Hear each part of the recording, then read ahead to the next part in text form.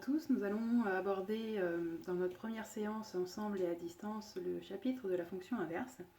Le chapitre est décomposé en 3 parties. Une première partie avec définition et propriété de la fonction inverse. Une deuxième partie avec sa dérivée et son sens de variation. Et dans la troisième partie, nous verrons les limites aux bornes de la fonction inverse. Je vais suivre la progression donc, du cours que je vous ai envoyé. Vous verrez qu'il y a des petits trous à compléter. Nous allons les voir ensemble. À vous de les compléter après. Alors, au niveau de la définition, la fonction qui a tout nombre réel x non nul associe son inverse 1 sur x est appelée la fonction inverse. Elle est définie sur un intervalle, plutôt sur une réunion d'intervalles. Le premier étant de moins l'infini exclu à 0 exclu, et le deuxième étant de 0 exclu à plus l'infini exclu. Et elle est définie par f de x qui est égal à 1 sur x. Alors, donc nous avons f de x qui est égal à 1 sur x. Le 0 est exclu de notre intervalle, tout simplement parce que ici, on ne peut pas diviser par 0. Peu importe la fraction que vous prenez, il faut que ce soit différent de 0. Vous pouvez taper sur votre calculette 3 divisé par 0, 10 divisé par 0, vous verrez que ça va donner une erreur. C'est impossible. La réunion d'intervalles, donc de moins l'infini à 0 exclu et de 0 à plus l'infini, peut également s'écrire de la forme R étoile ou R privé de 0.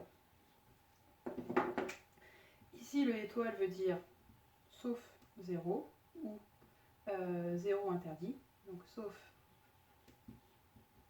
0. Ici, le slash veut dire privé de. Et l'ensemble de points ici indique les nombres exclus. Cela signifie que 0 n'a pas d'image par la fonction inverse. On dit que 0 est une valeur interdite pour cette fonction. Au niveau des propriétés, la courbe représentative de la fonction inverse se nomme une hyperbole avec un y.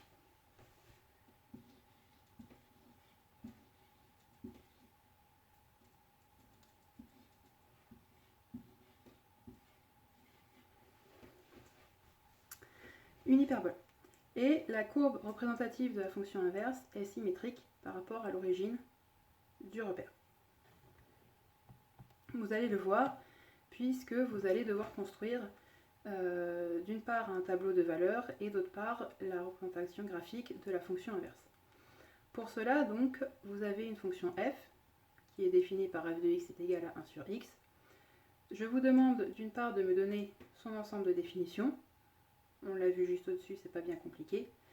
Ensuite, de me remplir le tableau de valeurs et de me représenter sa courbe avec un graphique. Alors, pour ce faire, vous avez 10 minutes. Vous mettez la vidéo en pause, vous faites la construction, le tableau et tout ça, et une fois que le temps est écoulé ou que vous avez fini, vous pouvez remettre la vidéo en lecture et du coup, nous passerons à la suite ensemble. Bon courage! Alors voilà, on va continuer donc sur notre construction graphique au niveau de la fonction inverse.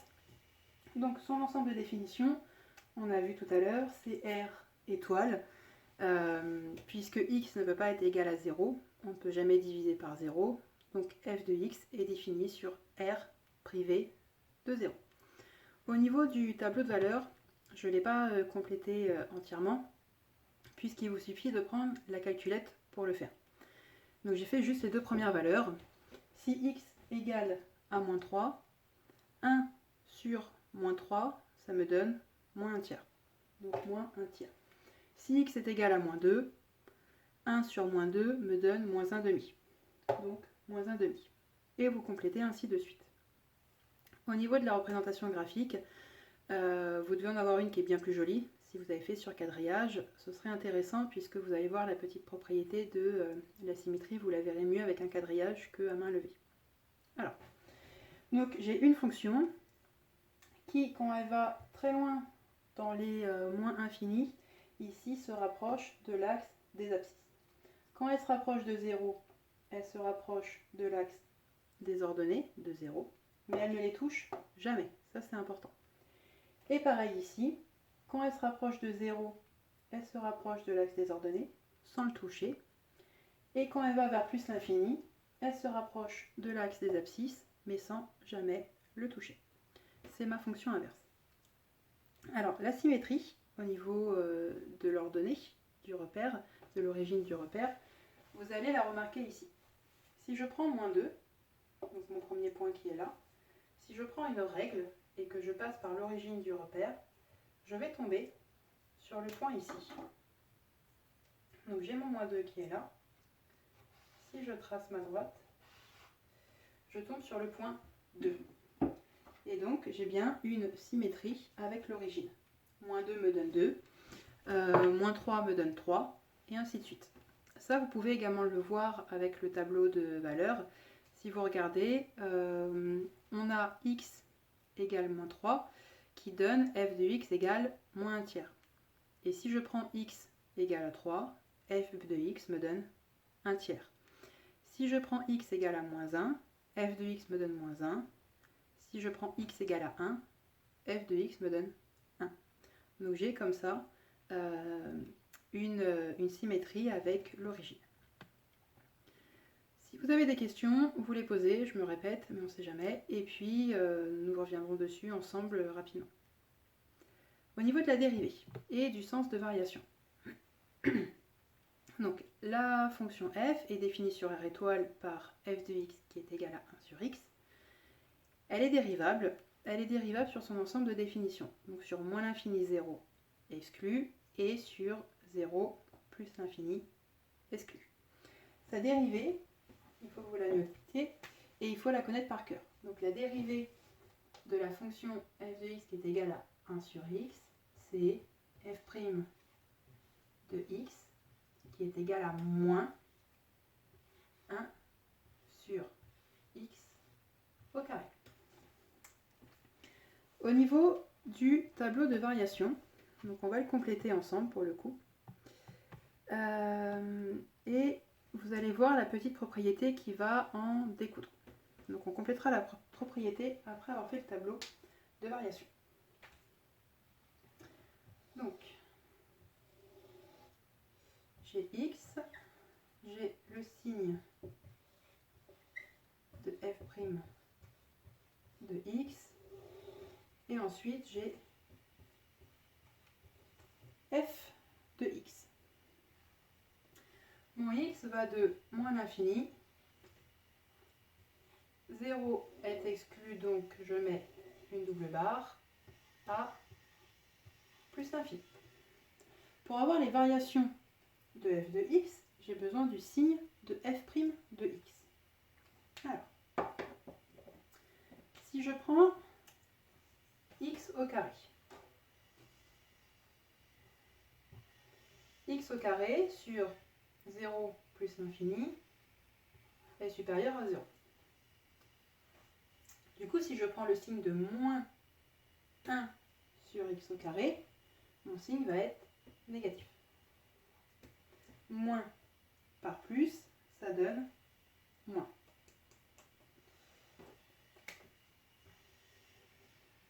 Sur moins l'infini 0.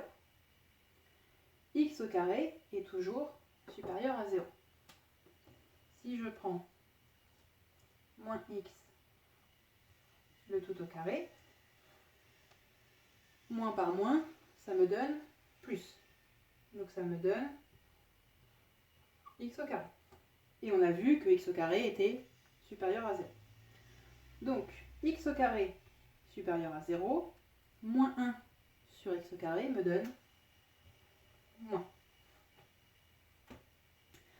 Du coup, en ce qui concerne les variations de f de x, quand le signe de la dérivée est négatif, f est décroissant.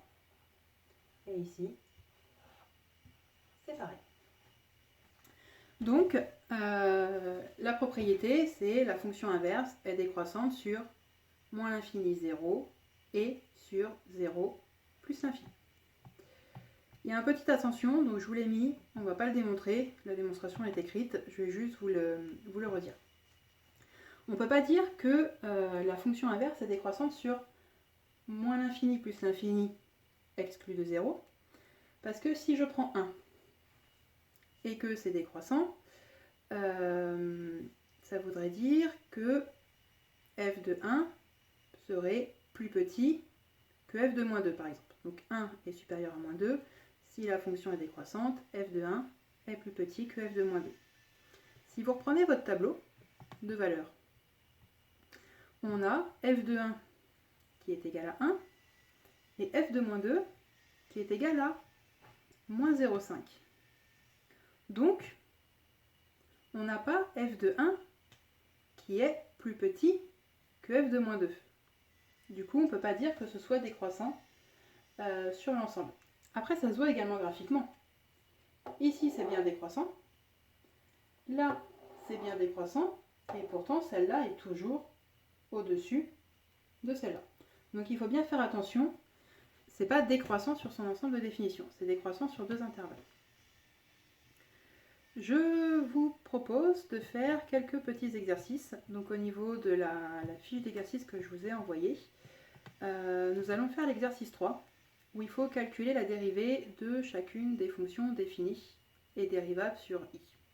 On va faire la première ensemble et je vous laisserai faire les autres. Pareil, je vous donnerai un temps, vous ferez pause et on fera les corrections ensemble. Alors.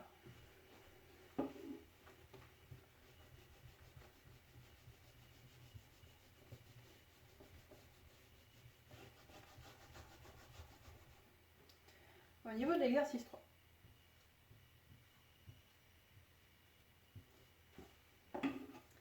On doit calculer sur la A la dérivée. Donc on a f de x qui est égal à 26x, 26 sur x. On vous donne l'intervalle qui est donc de moins l'infini à 0 et on vous demande f' de x. Alors, f de x, on va l'écrire sous la forme k fois 1 sur x.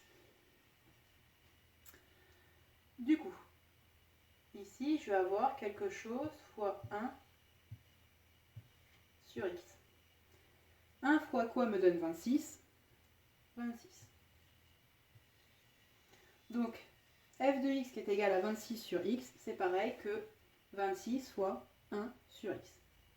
Au niveau de ma dérivée, mon k il reste, donc j'ai 26, fois la dérivée de 1 sur x. On l'a vu, elle est égale à moins 1 sur x au carré. Donc je suis à moins 1 sur x au carré. Et donc cela me donne 26 fois moins 1, moins 26 sur x au carré.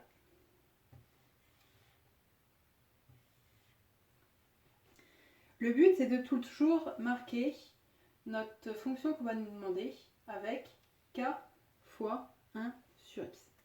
Pour le reste, c'est pareil. Faites attention avec les signes. K peut être positif ou négatif. Par contre, ici, mon 1 sur x doit toujours être 1 sur x. Je vous laisse faire les 4 autres. Prenez 10 minutes et on regarde ensuite la correction. Donc faites pause et on se revoit après. Alors voilà, nous allons passer à la correction. J'ai repris le premier pour rappel et nous allons faire les autres ensemble pour corriger. Alors, pour la B, f de x est égal à moins 12 sur x. Si je veux le mettre en k fois 1 sur x, j'ai moins 12 fois 1 sur x. Au niveau de la dérivée, j'ai donc moins de mon moins x au carré. Je vais vous remettre la dérivée ici. Donc c'est moins 1 sur x au carré.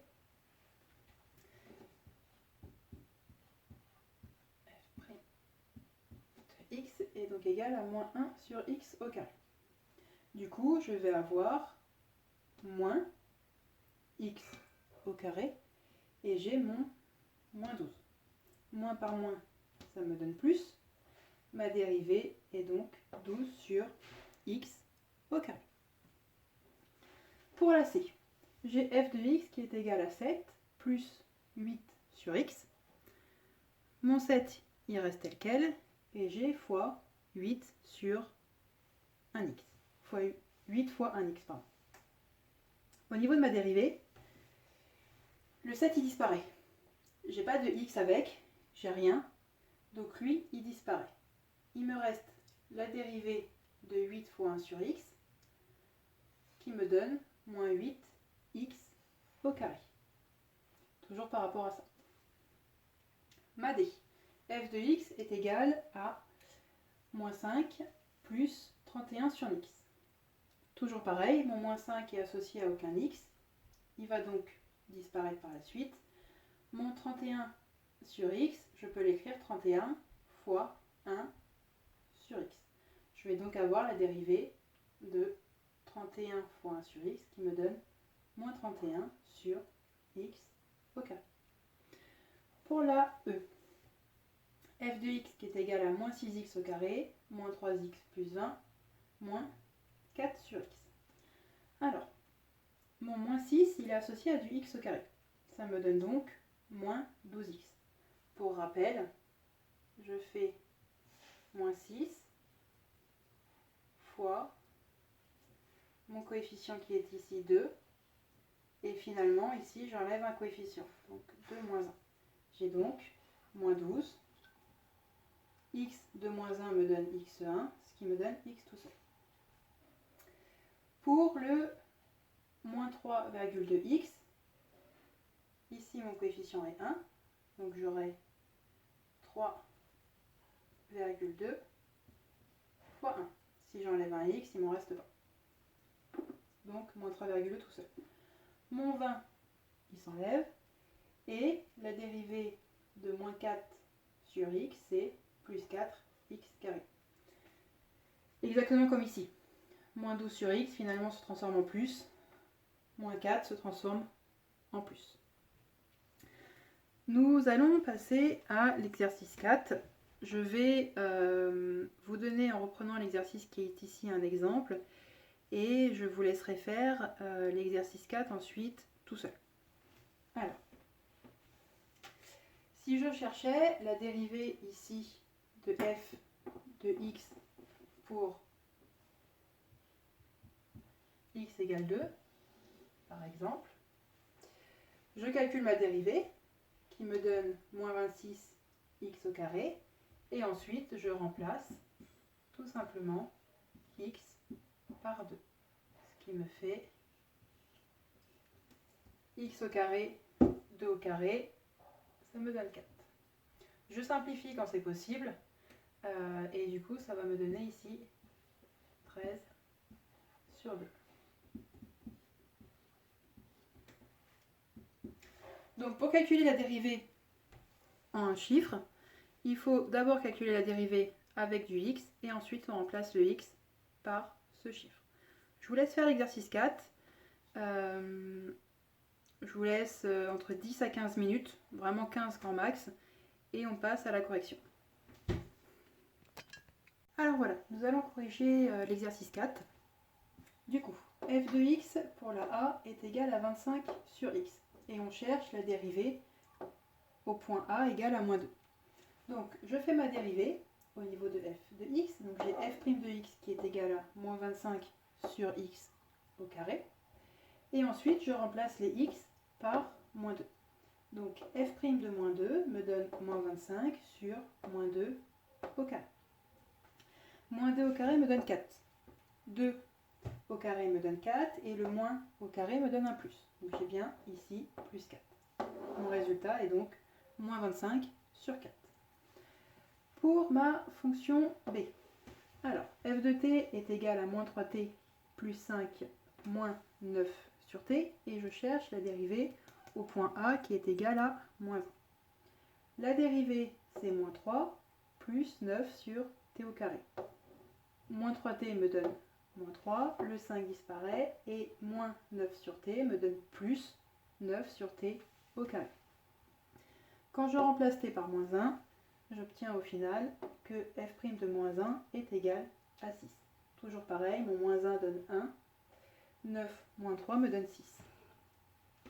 Pour la c, je fais la dérivée de moins 250 sur t, ça me donne 250 t au carré. La dérivée de 2t au carré me donne 4t et mon moins 6 disparaît. Je cherche au point A qui est égal à moins 5. 250 sur moins 5 au carré, ça va me donner 250 sur 5 fois 5, 25, moins par moins, plus 250 sur 25. Ça me donne 10. Plus 4 fois moins 5 me donne moins 20, 10 moins 20, j'ai moins 10. La dernière, donc j'ai f de x qui est égal à x au cube, moins 4x carré, moins 5x plus 18 sur x. La dérivée me donne 3x au carré, moins 8x, moins 5, moins 18 sur x carré. Et que je remplace tout ça au point A qui est égal à 3, j'obtiens que ça me fait moins 4. Donc la dérivée de f au point 3 est égale à moins 4. On va arrêter la séance là-dessus et nous verrons à la prochaine séance les limites aux bornes de définition. Je vous demanderai du coup pour la prochaine séance de préparer l'exercice 5. Il est un petit peu plus compliqué. Vous avez les moyens de le faire.